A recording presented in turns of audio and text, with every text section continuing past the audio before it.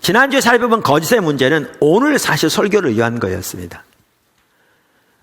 더 선명히 보이려면 지난주에 살펴본 거짓의 문제, 오늘 살펴보는 기복신앙의 예배, 더 나아가 그러면 성경에서 하나님의 종들은 어떤 성격의 하나님의 말씀을 전해야 되는가, 구약이건 신약이건 이 세 가지를 한꺼번에 살펴보면 이게 선명히 보일 거라고 생각합니다. 자, 오늘은 이제 그 기복신앙의 예배를 살펴볼 텐데, 그럼 여기서도 볼 수 있습니다만은 첫 번째, 기복신앙 예배의 첫 번째 특징이 뭐냐면 메시지의 타락입니다. 이 거짓의 문제를 이해하면 이걸 선명히 볼 수 있습니다. 기복신앙의 예배의 첫 번째 특징이 뭐냐면 메시지의 타락입니다. 다시 말해서 기복신앙의 예배에서는 부드러운 메시지가 팽배합니다. 부드러운 메시지가 판을 칩니다. 기복신앙 예배에서는 성경이 말하는 거짓이 판을 칩니다. 지난주에 우리가 이 부분을 보았습니다. 지금도 간단히 요약했습니다. 이걸 보면 이게 선명히 이해가 됩니다. 자, 그러면 이렇게 그러면 하나님의 백성들이 거짓을 좋아한다, 그리고 거짓을 고집하고 하나님께 돌아오기를 거절한다 그랬는데, 그럼 왜 그 당시에 종교 지도자들은 타락하면 거짓을 외치냐는 거죠. 왜 신앙이 타락하면 그럼 종교 지도자들은 메시지에서 부드러운 메시지가 판을 치느냐고요. 다른 말로 하면 거짓이 가득하냐고요. 왜? 간단합니다. 금방도 말한 대로 하나님의 백성들이 신앙이 타락하면 거짓을 좋아한다, 그 의미로 설명드렸어요. 그러면 종교 지도자들은 왜 거짓을, 부드러운 메시지를 전하기를 좋아하는가? 역시 탐심이 가득하기 때문에 오늘 본문 예레미야 6장의 말씀처럼 탐심이 가득하기 때문에 이게 두 번째 특징하고 밀접하게 연결되는 건데요. 그게 뭐냐면 사람 두려움에 가득합니다. 거짓 신앙적인 예배에서는. 이게 분리 안 됩니다. 그래서 그들이 축복의 메시지를 좋아하니까 그들이 원하는 축복의 메시지를 전하는 겁니다. 왜? 그래야 인기가 있으니까, 그래야 받아들여지니까, 그래야 오늘날로 말하면 교회가 성장하니까. 그래서 예레미야 6장 14절 아까 읽었는데, 그들이 내 백성의 상처를 가볍게 여기면서 말하기를 평강하다 하나 평강이 없도다. 그게 그대로 이루어지는 것이죠. 그렇기 때문에 기복신앙의 예배에서는 그 첫 번째 특징이 메시지의 타락인데, 다시 말해서 기복신앙의 예배에서는 부드러운 메시지가 판을 칩니다. 그런데 심각한 게 있습니다. 작은 첫 번째, 부드러운 메시지는 하나님의 백성을 하나님 안에서 올바로 세우지 못합니다. 지난주에도 우리가 살펴봤듯이 거짓은 효력이 없다 살펴봤습니다. 부드러운 메시지가, 평강의 메시지가 예레미야 시대에 그 나라가 심판을 받는 것을 막지 못했습니다.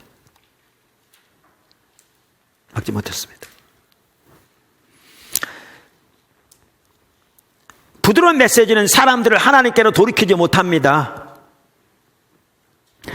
부드러운 메시지는, 그러니까 제가 말한 부드러운 메시지는 다른 말로 거짓을 말하는 겁니다. 그러니까 메시지는 반드시 강해야 한다, 이런 내용이 전혀 지금 아닙니다. 그래서 제가 그럼 어떤 종류의 메시지를 전해야 되는 게 이게 가치감도 좋다 그러는데, 그걸 말하는 게 아닙니다. 근데 제가 여기서 말하는 부드러운 메시지는, 성경 이사야 30장이 말하는 부드러운 메시지는 거짓을 말하는 겁니다. 축복의 메시지를 말하는 겁니다. 하나님 백성들, 하나님 떠나 있는데 그들에게 임의적으로 성경에 나온 좋은 약속들만 골라서 그 축복을 전하는 걸 말하는 겁니다. 이 부드러운 메시지는 하나님의 백성을 진정한 믿음 안에 세우지 못합니다. 이거를 잘 볼 수 있는 구절이 어디냐면 에스겔서 13장입니다. 에스겔서 13장. 이 구절 다 찾으십시오. 에스겔 13장은 여러분 보시죠. 좀 길지만 좀 살펴볼 필요가 있습니다. 1절, 여호와의 말씀이 내게 임하여 이르시되, 인자야, 너는 이스라엘에 예언하는 선지자들에게 경고하여 예언하되, 지금 누구에게 경고합니까? 선지자들에게. 그 당시 예언하는 선지자들에게 경고하여 예언하되, 자기 마음대로 예언하는 자에게 말하기를 너희는 여호와의 말씀을 들으라. 여호와의 말씀에 본 것이 없이, 뭐한 것이 없이? 본 것이 없이 자기 심령을 따라 예언하는 선지자들에게 화가 있을진저. 자, 여기에 보시면요, 여기에 보시면 지금 이 구절이 예레미야 23장에 나오는 그 선지자들과 동일한 사람에 대해서 말하고 있는 것임을 볼 수 있어요. 표현이. 우리가 지난주에 예레미야 23장 보았잖아요. 여러분 이걸 접어놓으시고 예레미야 23장을 제가 잠깐 읽을게요. 거기에 보면 지난주에 봤던 내용이에요. 거기에 뭐라고 되어 있냐면 이렇게 되어 있어요. 그 16절에 보면 만군의 여호와께서 이와 같이 말씀하시되 너희에게 예언하는 선지자들의 말을 듣지 말라. 지금 동일한 선지자들이잖아요. 듣지 말라 그러면서 그들은 너희에게 헛된 것을 가르치나니, 헛되이 거짓된 것을 말해요. 거짓을 말해요. 그들이 말한 묵시는 자기 마음으로 말미암은 것이요 여호와의 입에서 나오는 것이 아니니라. 그리고 그 다음 절에 항상 그들이 나를 멸시하는 자에게 이르기를 너희가 평안하리라. 여호와의 말씀이니라. 또 자기 마음에 완악한 대로 행하는 모든 사람에게 이르기를 재앙이 너희에게 임하지 아니하리라 하였느니라. 이 구절을 보면, 그래서 여기도 보시면 자기 마음대로 예언하는 자들, 여호와의 말씀에 본 것이 없이 자기 심령을 따라 예언하는 어리석은 선지자들에게 화가 있을진저. 이 구절을 보면요, 두 구절을 보면 정확하게 똑같은 사람들을 대상으로 한 걸 볼 수 있어요. 다시 말하면 그 당시 평강이 없는데 하나님을 떠난 자들에게 평강이 있다고, 하나님의 심판에 당하지 않을 거라고, 하나님이 이 나라를 보호하실 거라고 약속에 기초해서 이렇게 전한 그들을 두고 한 얘기예요. 같은 사람들을 두고 한 얘기예요. 여기에 보시면 내용이 같은 겁니다. 자, 그러면서 이렇게 보십시오. 자, 그걸 염두에 두고 4절. 이스라엘아 너희 선지자들은 황무지에 있는 여우 같으니라. 그들을 두고 한 얘기입니다.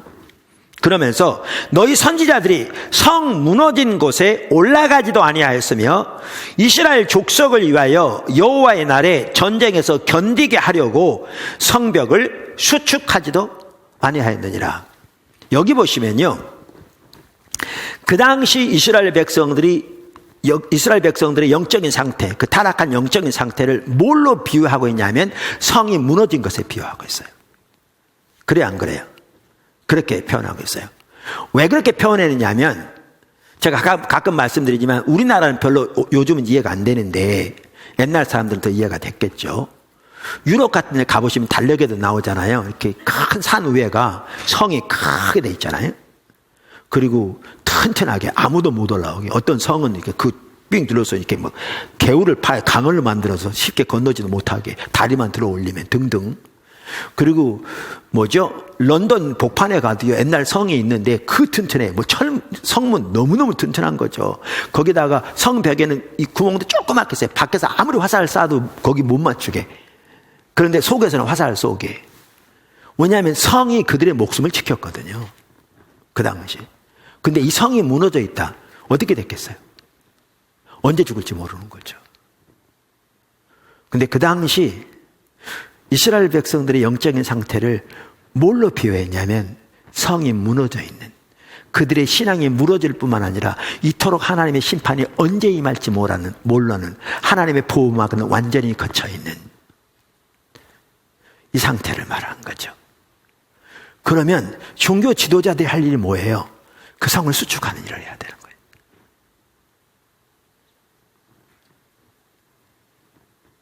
믿으십니까? 선지자, 제사장, 율법사, 서기관들의 일은 이 성을 수축하는 거예요. 그러니까 하나님의 올바른 말씀을 전해서 하나님의 백성들로 하여금 하나님께로 돌이키게 함으로 이 성이 수축되게 해야 된다고요. 다시 말하면 하나님의 백성들이 신앙적으로 무장되어지고 그리스도 안에서 올바로, 하나님 안에서 올바로 자라나고 올라르는 그리스도 안에서 올바로 자라나서 튼튼한 성이 되는 거죠. 하나님의 산성이 되시고 그들이 성이 튼튼하게 산 것처럼 그렇게 성을 수축하는 것이 지도자들의 몫이에요. 동의하세요? 근데 여기 뭐라고 말하냐면 선지자들은 성을 수축하지 않을 뿐만 아니라 성 무너진 데를 올라가 보지도 않았다고 돼 있어요. 그 일에 관심조차 없었다는 거죠. 이스라엘의 그러한 영적인 상태에 대해서 관심조차가 없었다는 거죠. 무서운 얘기잖아요. 작은 두 번째, 더 무서운 겁니다. 부드러운 메시지는 사람의 영혼을 삼키는 것입니다. 무서운 겁니다.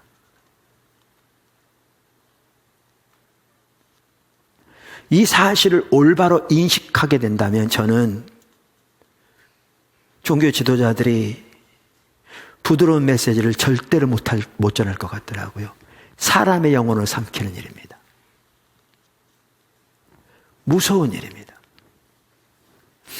아까도 말한 대로 동일한 거짓의 문제가 에스겔서에서 나오는데, 같은 시대의 선지자인데, 하나는 에스겔서 13장에 나오고요. 아까 우리가 읽었습니다. 또 다른 한 장이 어디냐면 에스겔서 22장에 나옵니다. 에스겔서 22장. 사실 1절부터 보면 좋은데 거기에 보면 이스라엘 백성들 죄를 쭉 나열합니다. 그러면 하나님께서 그 죄들로 인해서 그들을 심판하실 것을 말씀하십니다. 자, 그러면서 심판을 통해서도 하나님이 하나님이심을 이제 알게 될 것이라 이렇게 쭉 얘기하죠. 자, 그래서 25절부터 읽겠습니다. 좀 그 전에 읽으면 좋은데 시간 아껴서 25절 에스겔서 22장. 그 가운데서 선지자들의 반역함이, 이제 동일한 선지자들입니다. 아까 선지자들의 반역함이 우는 사자가 음식물을 움킴 같았도다. 우는 사자가 음식물을 움킴 같았도다. 그들이 사람의 영혼을 삼켰으며 재산과 보물을 탈취하며 과부를 그 가운데 많게 하였으며.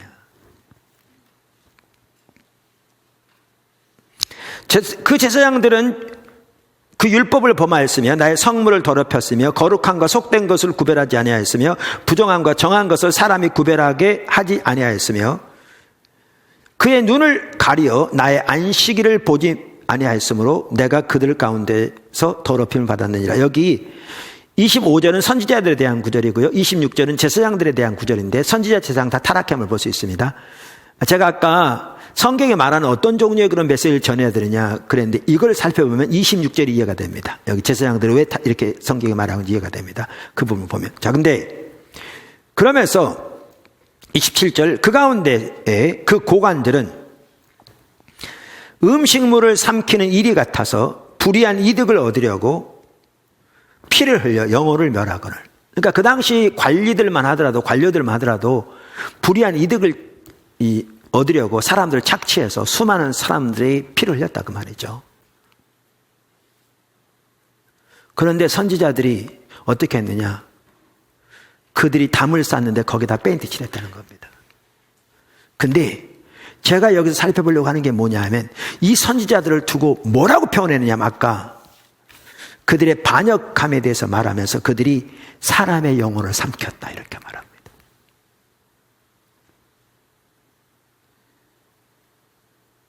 아까 보았잖아요.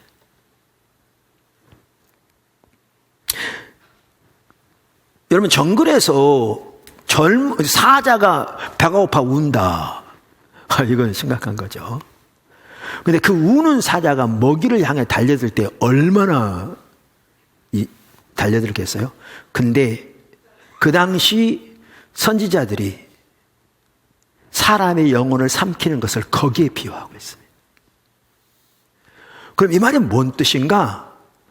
아까 말한 대로 성은 무너져 있는데 하나님의 백성들은 영적으로 무너진 상태에 있는데 하나님의 심판의 코앞에까지 닥쳤는데 아무 일이 없는 것처럼 그 백성들의 상처를 대수롭지 않게 여기면서 말하기를, 아무렇지 않게 성 무너지는데 올라가 보지도 않고 말하기를 축복이라 평강이라 하나님께서 지키실 것이라 하나님께서 이 나라를 보호하실 것이라 하나님께서 복주고 복주리라 이렇게 페인트 칠해서 그 말이 이루어지게 할 것이지만 그게 하나님의 다가오는 심판을 막지 못해서 그들의 죄로 인해 심판이 안에 와서 나라가 망하고 수많은 영혼들이 목숨을 잃고 그래서 남자들의 목숨을 잃어서 과부가 되어지고 그러면서 이것을 두고 뭐라고 그러느냐, 이 평강의 메시지를 전하는 자를 영혼을 삼키는 것이라고 표현합니다. 무서운 얘기입니다.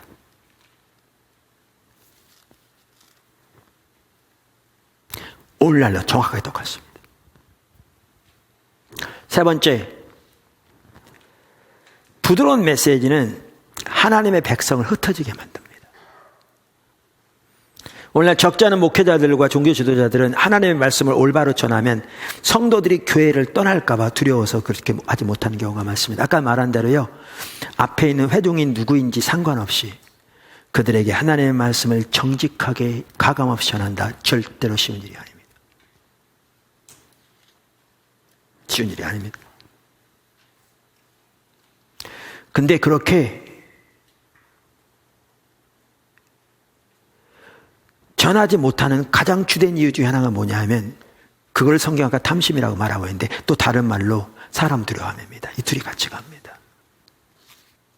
근데 성경에 보면요, 진정한 의미에서 하나님의 백성들을 흩어지게 만드는 것은 평강의 메시지입니다.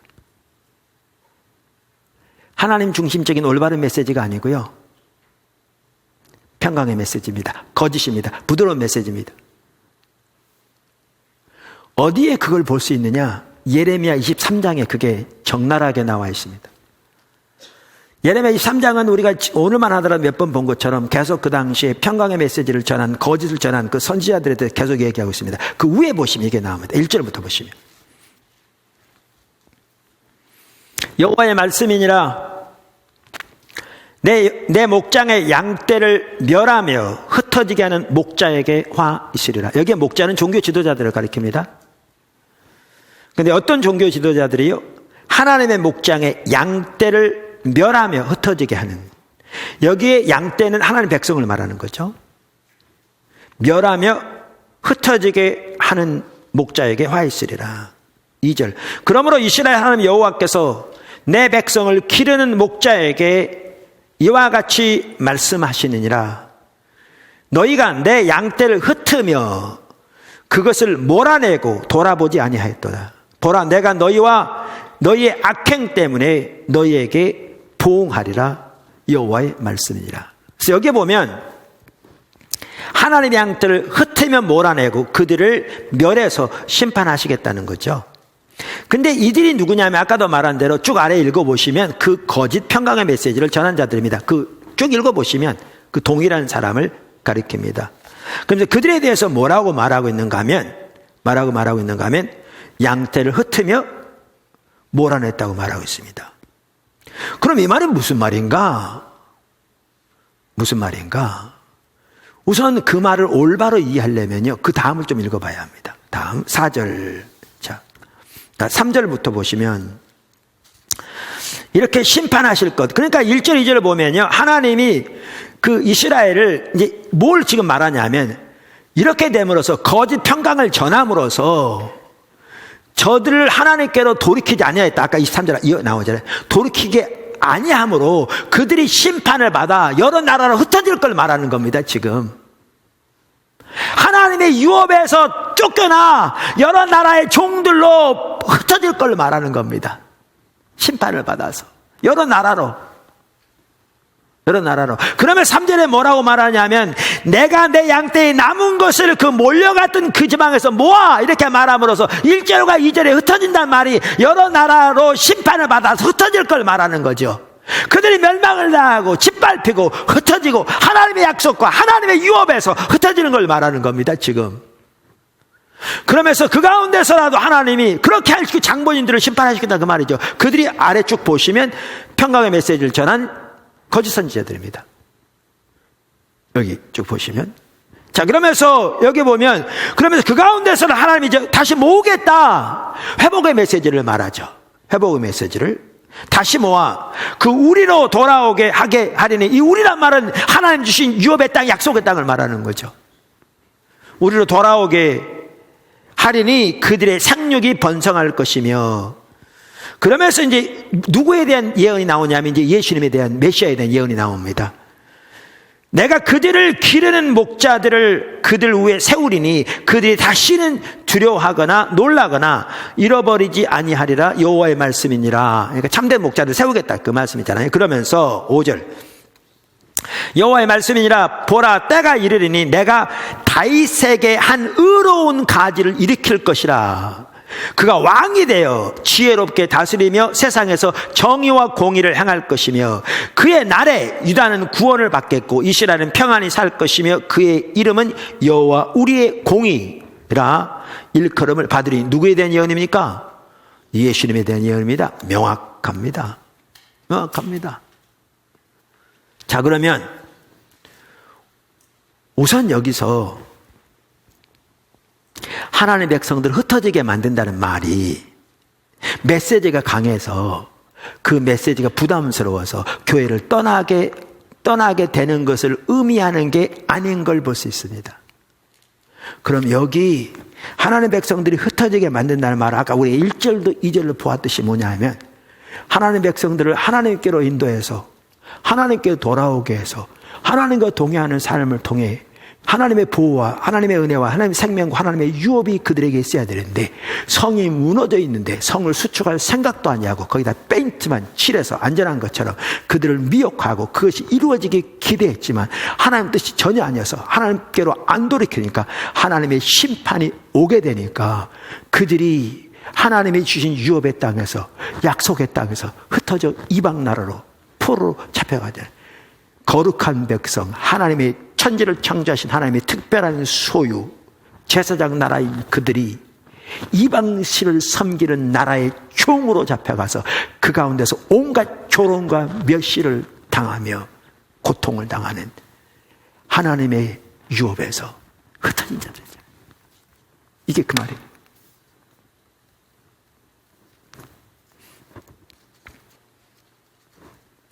부드러운 메시지는 성경이 말하는 의미에서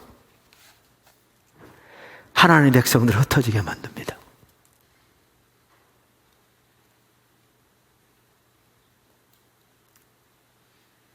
이 교회에서 저 교회로 옮겨 다니게 만든다는 게 아니라 하나님의 유업에서 하나님의 생명에서 하나님이 주신 그 위대한 구원의 신분의 그 권세와 실제적인 그 삶에서 흩어지게 만듭니다. 모양만 있을지 몰라도. 그리고 부드러운 메시지는 하나님의 심판이 많은 것을 막지 못합니다.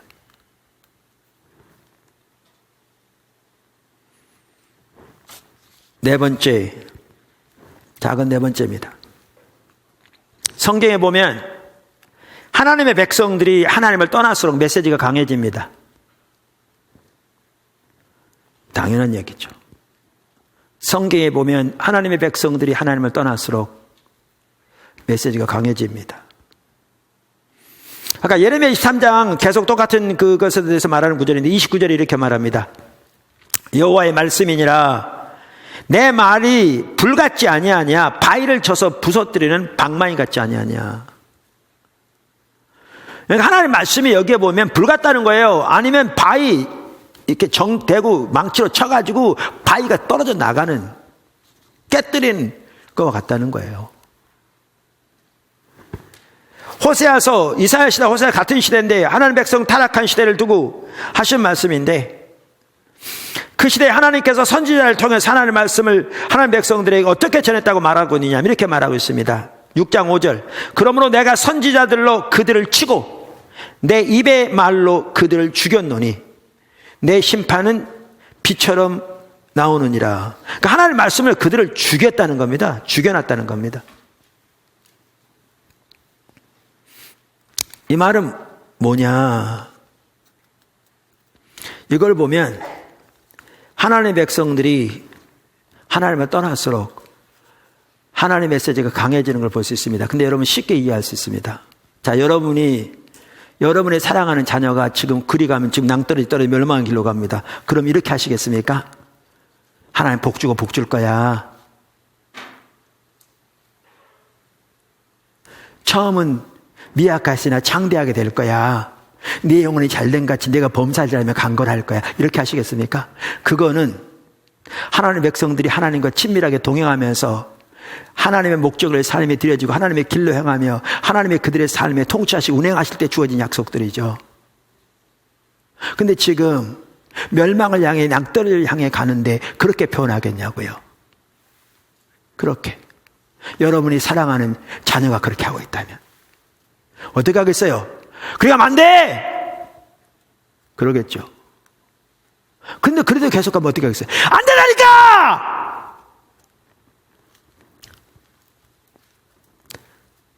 그러겠죠. 그래도 안 들으면 더 크게 말하겠죠. 왜 신앙이 타락하면 하나님 메시지 강해진 줄 아십니까? 하나님 백성을 사랑하기 때문에요. 그들이 돌이켜서 하니까요. 그들이 하나님 중심적인 삶으로 돌이켜져야 하나님의 생명도 하나님의 은혜도 하나님이 예비하신 그 모든 유업도 그들에게 주어질 것이기 때문에요.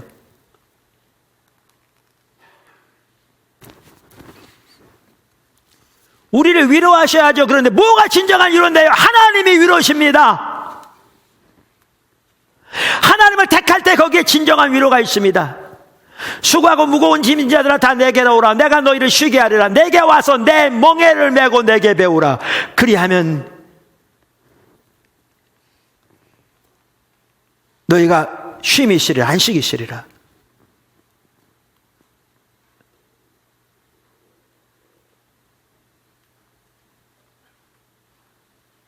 진정한 평안이 어디에 있는데요? 진정한 생명이 어디 있는데요? 진정한 쉼이 어디 있는데요? 진정한 위로가 어디 있는데요? 하나님이 위로신데 하나님이 구원이시고 하나님이 지혜시고 하나님이 거룩함이시고 하나님이 지혜시고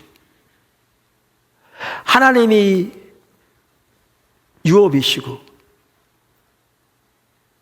하나님이 복이시고 하나님이 생명이시고 하나님이 장수시고 그래서 우리가 하나님을 택할 때 하나님 알고 존재를 사랑하며 신명기 3장의 말씀처럼 그렇게 하나님을 택할 때 거기에 진정한 유업도 생명도 지혜도 거룩도 거기에 넘치게 되어 있는데요. 저는 예수님께서 바리새인들에게 서기관들에게 마태복음 23장에 화로다 woe to 거의 저주에 가깝습니다. 7번이나 말씀하셨잖아요. 저는 저주한 게 아니라고 생각합니다. 저는 그렇게 믿습니다. 왜냐하면 하나는 예수님은 아무도 저주하지 않으십니다. 두 번째, 예수님은 그 바리새인들을 위해서도 십자가지로 오신 분입니다. 그 사실을 기억한다면 그걸 달리 볼 겁니다. 그 말은 무슨 말인지 아십니까? 안 된다니까! 그 말입니다.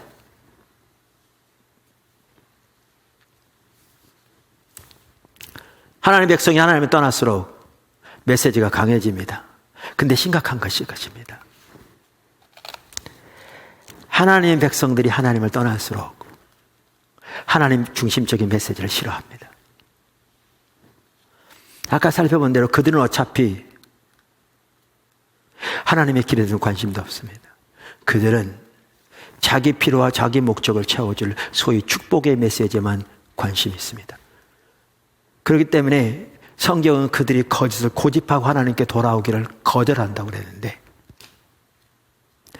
그래서 하나님 중심적인 메시지를 싫어합니다. 사실 성경에 여러분이 찾아볼 수 있습니다. 그러니까 이겁니다. 하나님을 떠날수록 하나님의 메시지가 강해지는데 그들은 그 메시지를 싫어합니다. 돌이키지 않은 거죠. 그러니까 하나님은 그들이 돌이키지 않으니까 그들에게 더 강하게 말씀하십니다. 왜? 아까 여러분 생각해 보세요. 낭떠를 향해 가는 자녀를 본 부모를 생각해 보시라고요. 어떻게 하겠는지. 더 강하게 얘기합니다. 근데 그들은 더 강한 메시지를 더 안 듣습니다. 더 대적합니다. 그럼 하나님 더 강해집니다. 그럼 저들은 더 대적합니다. 이게 성경 내내 일어납니다. 이게 오늘날에도 정확하게 그대로 일어납니다.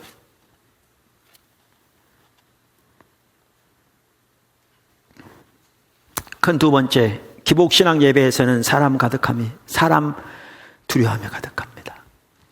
기복신앙의 예배의 가장 전형적인 특징이 타락한 메시지라고 그랬습니다. 부드러운 메시지가 팽배합니다. 이제 쭉 설명드렸습니다. 이거와 같이 가는 게 뭐냐 하면 기복신앙 예배에서는 사람 두려움이 가득합니다. 우리 신앙은 철저하게 하나님을 두려워하는 겁니다. 즉 하나님을 경외하는 겁니다. 근데 하나님을 경외하려면 반드시 같이 가야 되는 것 중에 하나가 뭐냐면 사람을 두려워하지 않아야 합니다.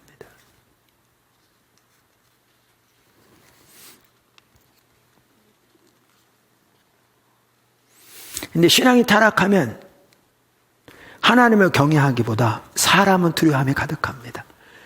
무엇보다 예배에서 그게 전형적으로 나타나고요. 신앙, 삶의 모든 영역에 다 나타납니다. 그대로 나타납니다. 아까 말한 대로 거짓의 메시지를 전하는 그 근본적인 배후에도 탐심이 있는 동시에 물론 연결되어 있습니다만은 사람 두려움이 그 배후에 있습니다.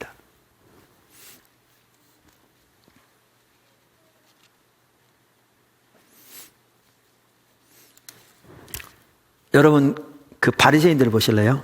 요한 5장에 쭉 아래쪽 보면 그 바리새인들에 대한 얘기거든요. 그러니까 유대인들, 종교 지도자들에 대한 얘기, 바리새인들 얘기예요. 우리가 여러분 봤어요.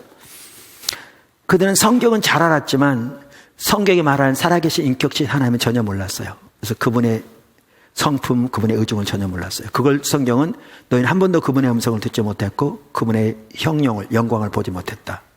그리고 그분의 말씀이 너희 속에 지금도 거하지 않는다. 이렇게 말해요. 성경 암송하는 그들의 직업인데. 하나님 모르는 거죠. 그래서 요한 5장 37절. 또한 나를 보내신 아버지께서 친히 나를 위해 증언하셨느니라. 너희는 아무 때에도 그분의 음성을 듣지 못하였고 그분의 형상을 보지 못하였으며 그분의 말씀이, 그러니까 그 말씀이 너희 속에 거하지 아니하니 이는 그가 보내신 이를 믿지 아니함이니라. 너희가 성경에서 영생을 얻는 생각하고 성경을 연구하거니와 이 성경이 곧 내게 대하여 증언하는 것이라. 그들은 하나님을 그렇게 몰랐을 뿐만 아니라 하나님을 사랑하지 않았어요. 본인도 하나님 사랑한다고 생각했죠. 근데 진정한 사랑이 없었어요. 이 부분을 과거도 살펴봤어요. 5장 42절. 다만 하나님을 사랑하는 것이 너희 속에 없음을 알았노라. 그들은 하나님의 말씀도 진정으로 믿지 않았어요. 율법을 그렇게 철저하게 의지하고 산다고 했지만 실제로 삶에서 하나님의 율법을 토대에 살지 않았어요. 그래서 그들은 말만 하고 행치 않았다고 성경에 써 있어요. 그래서 요한복음 5장 45절. 내가 너희를 아버지께 고발할까 생각하지 말라. 너희를 고발하는 이가 있으니 곧 너희가 바라는 자 모세니라.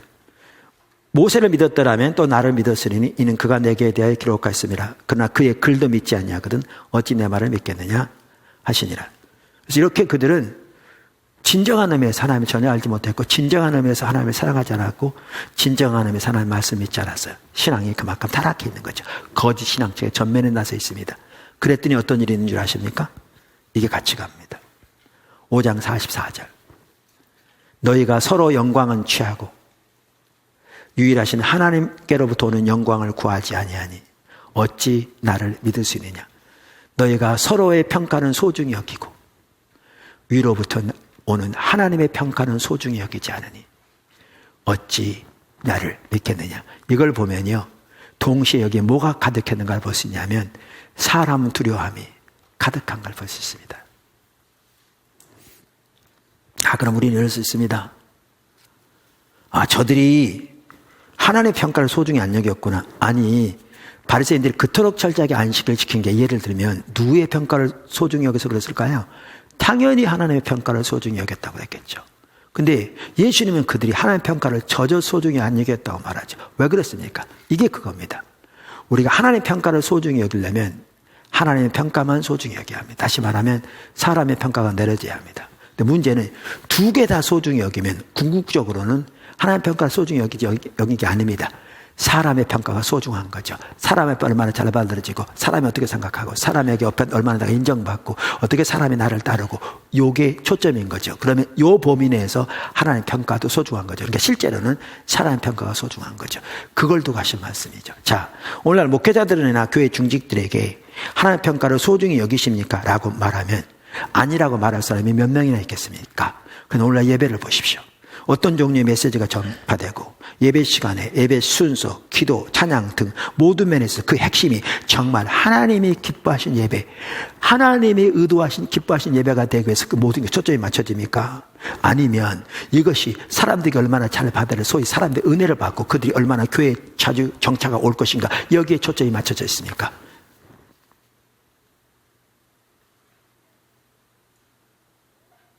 한 예를 들면 성가대, 정말 하나님이 기뻐하신 예배가 되기 위해서 온 마음으로 하나님만을 찬양하고 높입니까? 그분의 행하신 아름다운 일들에 그분께 찬사를 드리고 그분만을 기뻐하고 그분으로 인하여 기쁨으로 그렇게 찬양합니까? 성경에 나오는 하나님의 사람들이 그랬던 것처럼?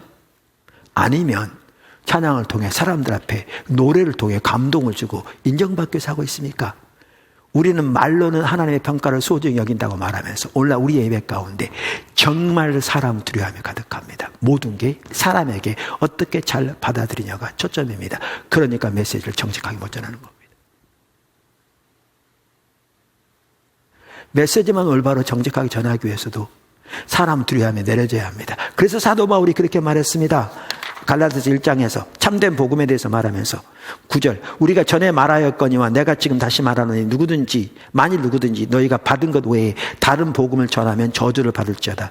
이제 내가 사람들에게 좋게 하라, 하나님께 좋게 하라, 사람들에게 기쁨을 구하랴.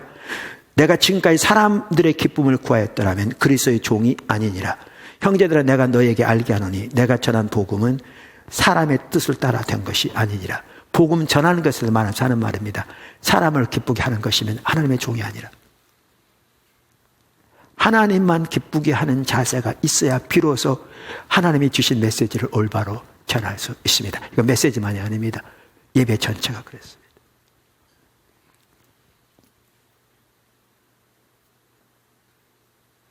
기복신앙의 예배의 한 전형적인 특징이 뭐냐?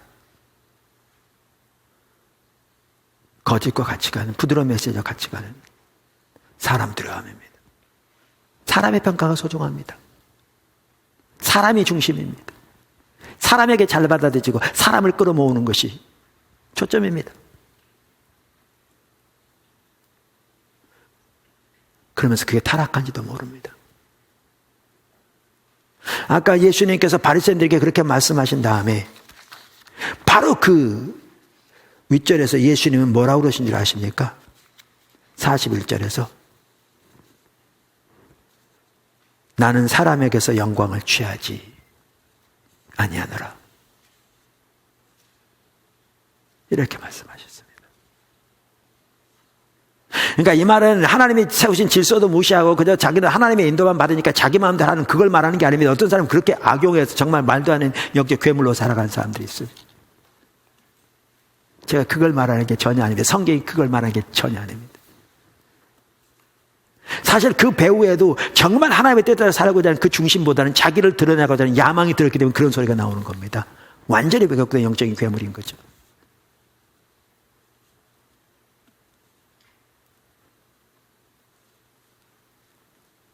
이와 같이 타락한 거짓 신앙책의 예배의 또 하나의 특징은 사람 두려움입니다. 이번 오늘 2부 예배 때도 같이 찬양드렸습니다만은 이번 10시 예배와 배움의 시간을 통해서 반복적으로 이렇게 저 개인적으로는 지난 주일날도 나눴던 것 같은데 마음 씌웠던 게 그겁니다. 우리 2부 예배 때 찬양했던 아버지 당신의 마음이 있는 곳에 내 마음이 있기를 원해요. 그러면서 특별히 후렴에 보면 아버지의 뜻을 알아 내 모든 뜻 아버지의 뜻이 되기를, 아버지의 뜻을 알아 내 모든 삶 아버지의 하나님의 삶 되기를. 요게 우리 신앙입니다. 그리고 그렇게 하나님 앞에 서는 자 하나님이 그들을 통해서 놀라운 일을 하실 겁니다. 예수님 그렇게 섰고요. 사도 바울 그렇게 섰습니다. 모세 그렇게 섰습니다. 같이 가는 게 예수님이건 모세건 바울이건 정말 하나님의 백성을 향한 긍휼이 있었습니다. 예수님은 자신의 모든 걸 내어놨고요. 모세건 바울이건 이스라엘 백성들 또 하나님 사람들을 구원받을 수 있다면 자기가 생명책에서 지워지더라도 괜찮겠다고 그렇게 사랑했습니다. 사랑의 가치가입니다. 그러나 그렇게 살아가지만 동시에 하나님만 두려워했습니다. 하나님만 기쁘게 하고자 앉아 섰습니다.